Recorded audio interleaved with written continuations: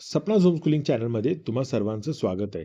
मित्रांनो, आज आपण इयत्ता 6वीचा गणिताचा दुसरा धडा रेषा आणि कोन याचा सराव संच 2.2 बघणार आहोत. ओके, 2026 पासून जो नवीन अभ्यासक्रम सुरू झाला ना, त्यातला हा सराव संच 2.2. आता इथे पहिला प्रश्न काय दिलाय बघा. खालील दिलेल्या इंग्लिश वर्णाक्षरांच्या रेघांमध्ये काटकोन तयार झाले आहेत, अशी वर्णाक्षरे शोधा. हा खूप सोपा प्रश्न आहे. ओके, उत्तर आहे ELH. पण कसं काढलंय बघा. आता हा जर ए बघितला आपण, तर ए मध्ये हा विशाल कोण आहे, हा विशाल कोण आहे, हा लघुकोन, हा लघुकोन आणि हा लघुकोन. अशा पद्धतीने आपण कोणमध्ये. पण ई मध्ये बघा, ई मध्ये हे सगळे काटकोन आहेत. काटकोन, काटकोन, काटकोन, काटकोन.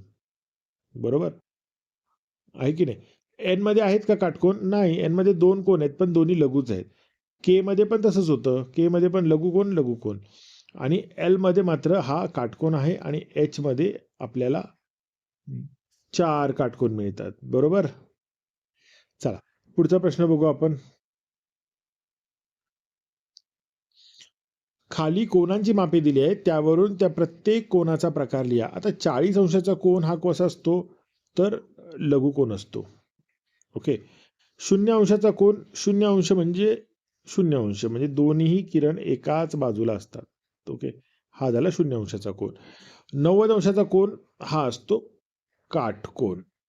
ओके, काटकोन जो असेल ना, तो आहे 90 अंशाचा. आणि 155 म्हणजे हा विशाल कोन येणार असा. बरोबर, 155 म्हणजे विशाल कोन. 180 म्हणजे सरळ कोन.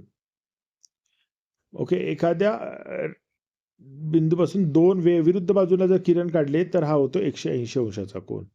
बरोबर. आणि 245 म्हणजे हा प्रविशाल कोन आहे.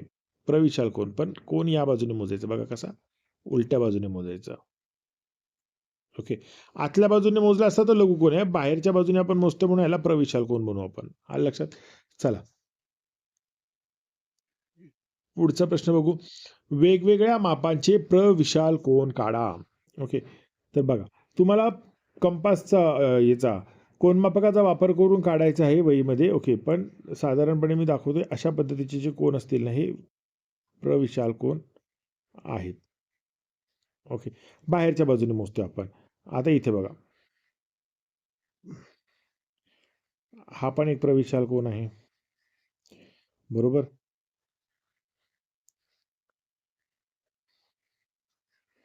हा पण एक प्रविशाल कोनच आहे, कारण हे बाहेरच्या बाजूने मोजतो आपण. चला, पुढचा प्रश्न काय. खालील प्रश्नांची उत्तरे लिहा. सरळ कोनामध्ये किती काटकोन समाविष्ट असतात? तर आता साधारण बघा, सरळ कोन म्हणजे असा आहे, एका बिंदूपासून काढलेला. हा किती असतो? 180 अंश मापाचा असतो. ओके, मग 180 अंशामध्ये काटकोन किती आहेत? तर 90ने भागायचं. तर 9 दुने 18 म्हणजेच 90 गुणुले 2 बरोबर 180 म्हणजे किती असणार आहेत? 2 काटकोन असणार आहेत आपल्या इथे. आलं लक्षात? इथे बघा, अशा पद्धतीने 2 काटकोन असतात. 1, 2. चला, हाताच्या 2 लगतच्या बोटांमध्ये कोणत्या प्रकारचा कोन तयार होतो? तर बघा, तुम्हाला दिसेल की हातामध्ये लघुकोन तयार होत आहेत. ओके, पण जो अंगठा आणि आपलं तर्जनी बोट आहे ना, त्याच्यामध्ये विशाल कोन पण होतो आणि काटकोन पण. कारण अंगठा आपला खूप फ्लेक्झिबल असल्यामुळे आपण वेगवेगळ्या पद्धतीचे कोन आपल्याला हातामध्ये दिसू शकतात. ओके, त्यामुळे लघुकोन पण होतो, काटकोन पण होतो आणि विशाल कोन पण होतो. आपण सगळे कोन आपल्या हाताच्या बोटांमध्ये करू शकतो. फक्त सरळ कोन आणि प्रविशाल कोन हे नाही करू शकत. ओके, आता 360 अंशाचा जो असतो ना पूर्ण, तो पण नाही करता. आता शून्य कोन नाही, प्रश्न आहे, घड्याळात 12 वाजले असता तास काटा व मिनिट काटा यामध्ये कोणत्या प्रकारचा कोन होतो? तर बघा, 12 जेव्हा वाजलेले असतात ना, तेव्हा आपला मिनिट काटा कुठे असतो? 12 वरती, आणि तास काटा पण असतो 12 वरती. त्याच्यामुळे कोणता कोन तयार होणार? तो शून्य कोन होणार आहे. आलं लक्षात? चला, पुढचा प्रश्न बघू आपण. स्वाध्याय संपलेला आहे मित्रांनो. हा स्वाध्याय कसा वाटला हे मला कमेंट्समध्ये कळवा, आणि पुढचा व्हिडिओ कोणता हवा आहे तेही मला सांगा, म्हणजे लवकरात लवकर मी तो व्हिडिओ तुम्हाला देण्याचा प्रयत्न करेन.